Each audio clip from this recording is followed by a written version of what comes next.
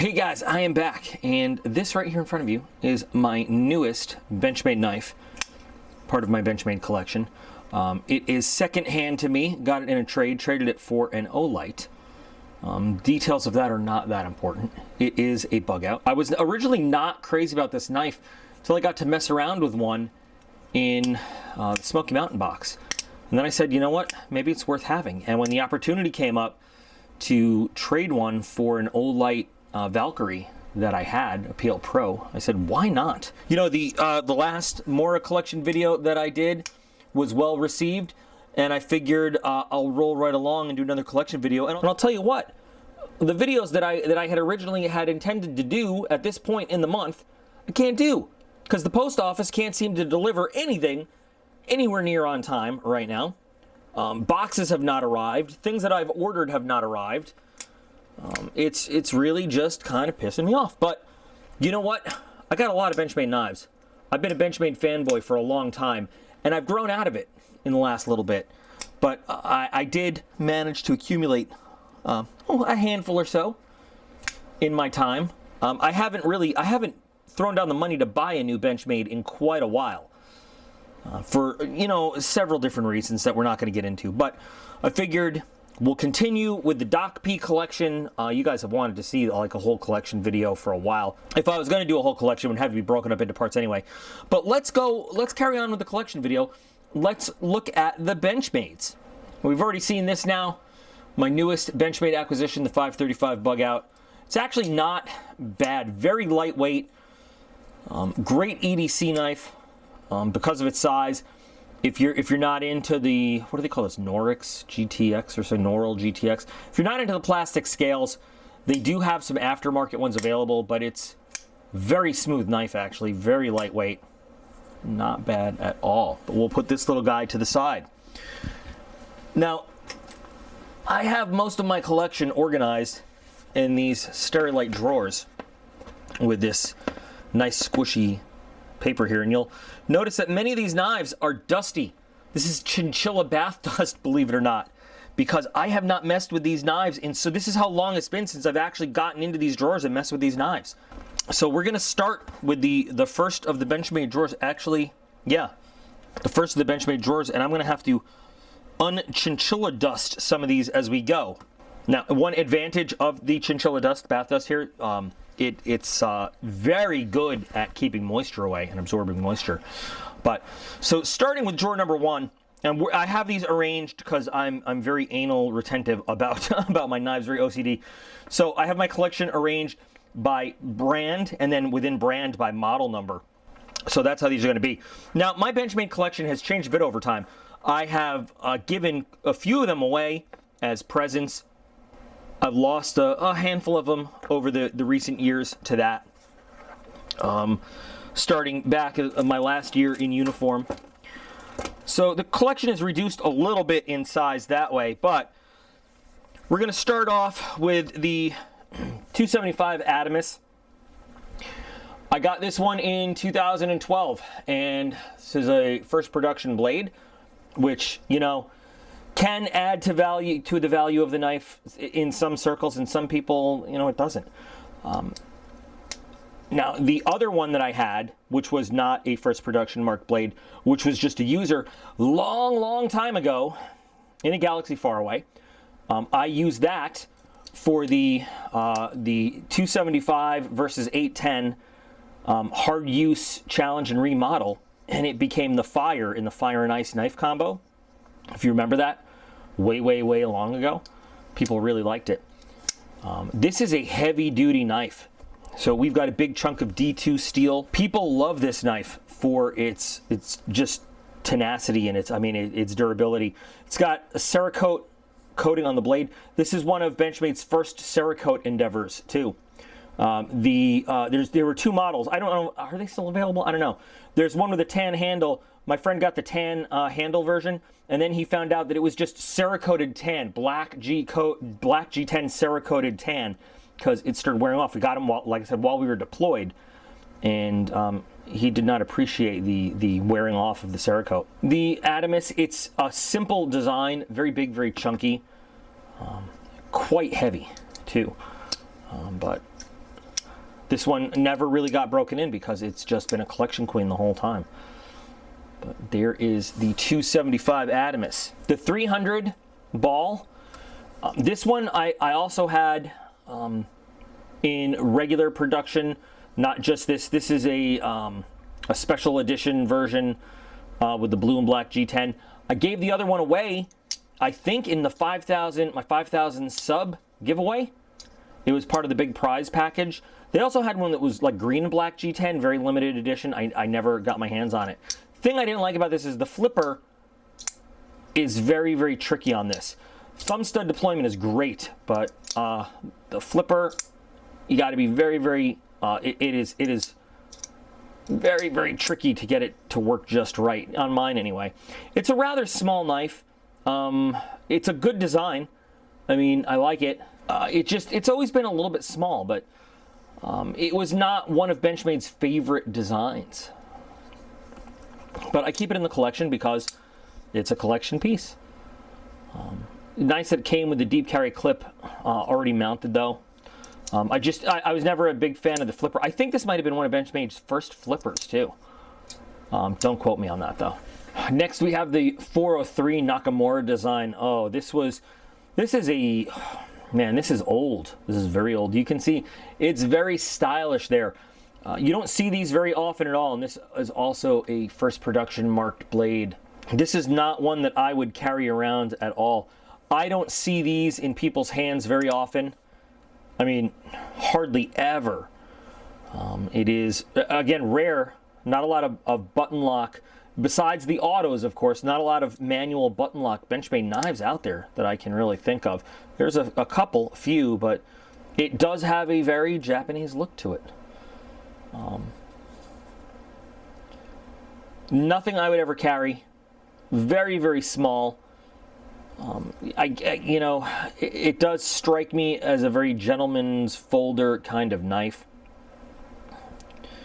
You can watch the action there as I push the button and it hits the lock. This has never really, from the moment I got it, I don't remember when I got it. I'm pretty sure it came off of Arizona Custom Knives, though, and I got it just because I got such a good deal, such a good price on it, and it was, out of production the moment I bought it. It was even out of production then. But interesting little piece of Benchmade history right there. Next, we've got one of my personal favorites. Now, this is the limited edition. This is the Benchmade 425 Gravitator. This one is very special to me. Now, Mike Snoddy, great designer, awesome designer. Now, the regular Gravitator is beautiful, but the special edition one, rumor has it, and I can't prove this or disprove this, but I trust the guy who I got it from. This used to belong in the personal collection of Tough Thumbs himself. Is it true? I don't know. Do I want it to be true? I want to believe it, so I do. But this knife has never been carried by me. It has just been a collection queen the whole time. It's just such a wicked looking blade. Just such an awesome looking knife. And I forgot. I think it was actually part of a trade. Yeah, it was part of a trade. A big trade, bunch of stuff for both of us. Limited edition. Benchmade doesn't number their limited editions anymore because of the limited edition number economy that has grown up around numbered limited editions. Now it just says like limited edition 1 of 1,000 or something like that, or just limited edition. But this one is really cool. I mean, this is an old school Benchmade too. Not the oldest school Benchmade, but this is pretty old. And if it really does have the kind of past ownership that I choose to believe it does, it just makes it all the more special because I learned a lot of my skills messing around knives just from watching Tough Thumbs videos, and that would make it extra super cool to me if it really did belong to him. But how beautiful is that? We've got another Snoddy design next, the 420, the resistor. This one's just really cool. I just love like the G10 onlays here with the titanium handle, and it's just a cool looking knife. It's not overly practical or anything, and it is kind of a big, chunky feeling knife in your hand. But, Snoddy just makes such cool designs overall. And this one it actually reminds me of something that Kirby Lambert might design as well, too. It just kind of the blade shape just sort of reminds me of one of his pieces. But I love it. I've always loved this one. And so it has been in my collection for quite a while as well. And it feels, I mean, even though it's just such a chunky kind of big looking knife, it feels so good in your hand. It's almost a perfect design. I can't explain it, but it just stays there. I cannot remember the model number of this knife, and it is not printed on the blade, but this is, when I should have said this is an old school Benchmade, because look at that logo. You've got the butterfly that still says Bally-Song on it, and the butterfly has this little antennae on it. This is an old-ass Benchmade knife. You've got the lock back, the rubberized handle there. I cannot remember the model number on this, and I have no idea where the box is to even look it up right now. But this is an old Benchmade. I mean, this goes back, way back into the 90s, into the beginning of the company. This is old.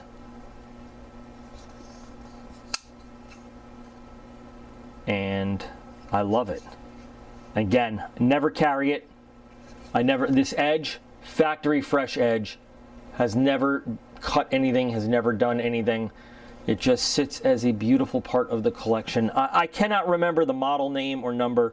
If it comes to me, I'll put it in text in the video. But classic Benchmade here. Now we're going to look at these two together because they are both in the same family. Unfortunately, this one has a little bit of wear here. These are both limited edition model 520 Presidios. These were both purchased while I was deployed and shipped directly home, and unfortunately they've been banged around a little bit. Sorry, you weren't even seeing them. One in desert tan, one in black. This is 160 of 200. This is number 5 of 100. CPM 4 blade, 154 CM blade. I have no idea what they're worth, if they're worth any. I mean, they're not in new condition, obviously. They haven't been carried. They've just been beat up a little bit from being bumped around in bad storage. Not the storage I have them in now. Just some other stuff but they're still long out of production. I don't think they make the Presidio anymore, even the 520. So I'm going to leave these here because the next ones we're going to look at are also in the same family tree. There's another one that goes with it. I don't know where it is. This is the 522, the Presidio Ultra. And what is Ultra? It's actually less Ultra, I think. Less than the Presidio. So this is a 440C blade, and it is a plastic scaled version of the Presidio. It is lightweight. Now, I love 440C when well heat treated as a knife steel. I think you could make a great knife blade out of 440C. And for a long time, Benchmade worked with 440C. You can see it's got a nice hollow grind there, semi-serrated. Unfortunately, I was back into serrations then. But it is a nice, lightweight, axis lock knife. Feels pretty good. There was two of these. There was two of these, and I just noticed that now I only have one, and I don't know what I did with the other one. I don't know where it went, but I guess that doesn't matter because this one's in almost perfect condition. This is a great knife, and they used to sell this in the little shopette while deployed. You could buy these for like $40, pretty cheap. And so I had two of them. I just picked up two of them. All right, so now we can get into the griptilian section, of which there are many. You know, the griptilian will always hold a special place in my heart. The first real, quote-unquote, real knife I bought for myself was a griptilian, and I've always loved the griptilian.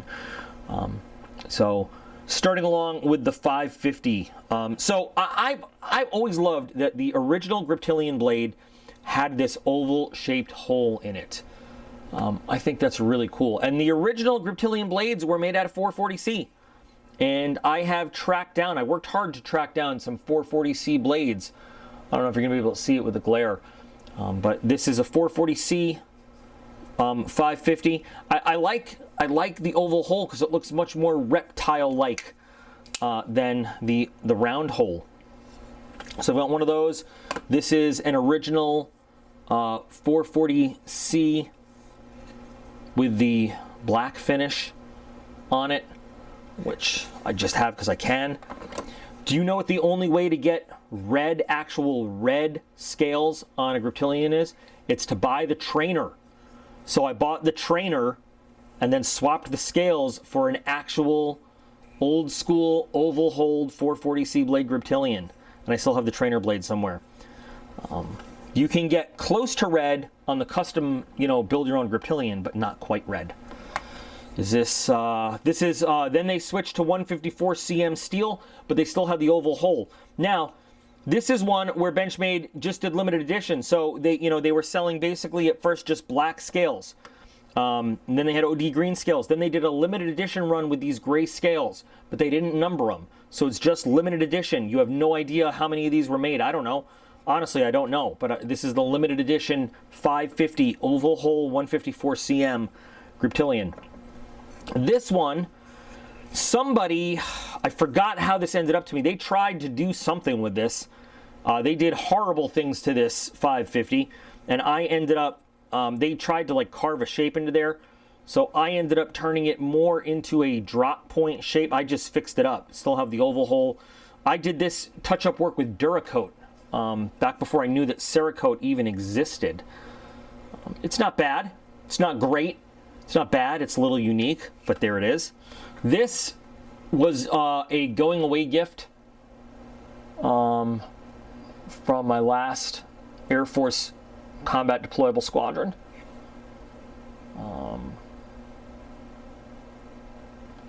Not bad. I like it.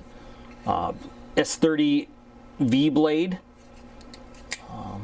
And because you can get whatever you want out of the Benchmade custom, griptilian thing. This is back when they only did griptilians. Then they added barrages, and now it's the mini crooked rivers, and they might have something else on it. But a bunch of us got these.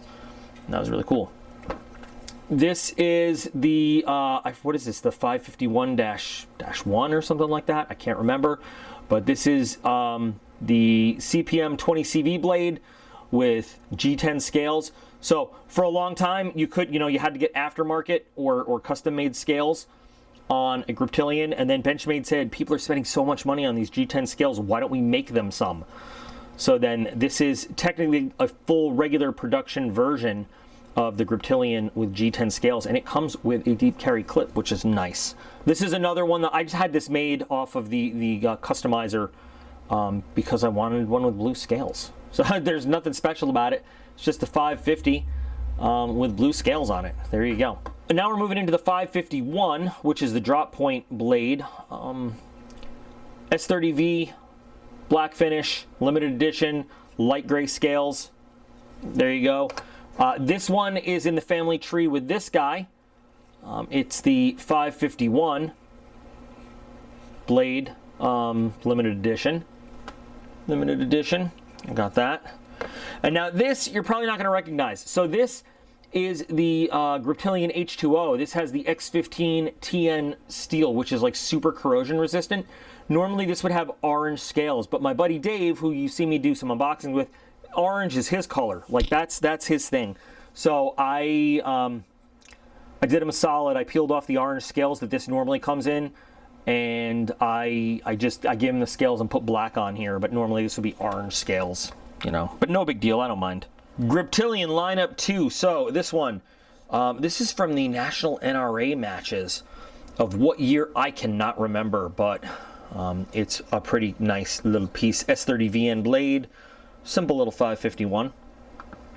This was one of the first times that that Benchmade offered, before they had the regular production line G10 handled griptilians.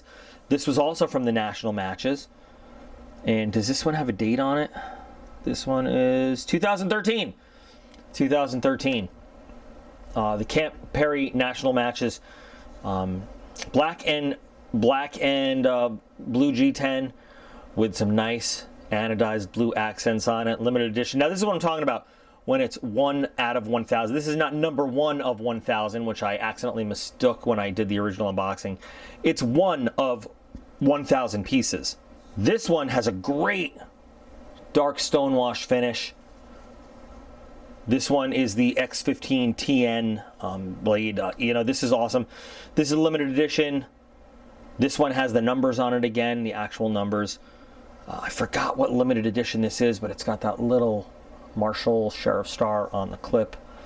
Black and blue G10 again with the blue accents. I can't remember what it's for, but I love this one. Another limited edition one again. This is like a tan and brown and black G10. 750 made, CPM M4 with the red accents on it. And then we have one more. This is OD green and black G10 with the green accents. And there were some more of these made. I just couldn't keep up with them all, but they're really cool. This is a regular old 440C old 551 blade. I just happen to have a Cuscati custom scale set on it. And yes, this does glow in the dark. I don't think you're gonna be able to see it. I'm not gonna be able to get it dark enough around here. This is a blue glow in the dark backspacer. This is long before I ever attempted to do my own G10 scales for griptilians, but that's pretty nice. This set, I bought this on eBay a long time ago. Very smooth, doesn't give you a whole lot of grip, no clip placement or anything, but it's a nice blue glowing acrylic scale set in a regular old traditional 154 cm blade. Moving on to the 555s, I was never a fan of the Tonto blade on the griptilian, but I don't know. I had this one made on the custom workshop N680. I don't know. Good corrosion resistant blade. I just had it made. There it is. And this one, a squadron knife. Last CRC unit in Iraq. Operation New Dawn. It is what it is. Another kind of memorial little thing about our time in Iraq. Talk about what a CRC does later on at some other point. But anyway, there we go. Now these are technically griptilians, technically not. You've seen them both before. So this is the only thing griptilian about this is the inside, the frame of it, and the axis lock. This is Wilkins grip all the way through. This is a Wilkins grip blade, S30VN blade. It's Wilkins titanium scales, backspacer, clip. Like I said, the only thing that's original Benchmade there is the inset there, the steel frame and the axis lock. I love this knife though. Love it. It's probably the most expensive griptilian I could ever imagine. This one is a beautiful Damascus, handmade Damascus blade by Snake River Knives. Wilkins grip as well. Swimming pool green G10 is what he calls it. Might call it Jade G10, I don't know. Original Benchmade clip, but an original Benchmade hardware inside, but Wilkins backspacer and screw set and everything. And I love this one too. I love the blade. The blade is gorgeous. And I have a 551 blade as well. I just don't have anything to mount it in right now. Take a look at that piece right there. How beautiful is that? Like I said, I just don't have anything to put this into. I mean, I do. I'm just not willing to take apart one that I have now to put this into. That's a gorgeous Damascus blade. Snake River Knives sells a lot of pieces on eBay. Local, well, I say local because I used to live in Idaho for like 8.5 years, but great craftsman in Idaho. Does a lot of handmade Damascus work. You can check it out if you feel like it. If not, it's okay too. And this last little guy right here, this is a mini grip. This is an REI exclusive. From what year, I don't remember, but it's an S35 VM blade. I've never liked the mini griptilian. It's way too small for my hands, but as an REI co-op member, I decided to get it, and there it is.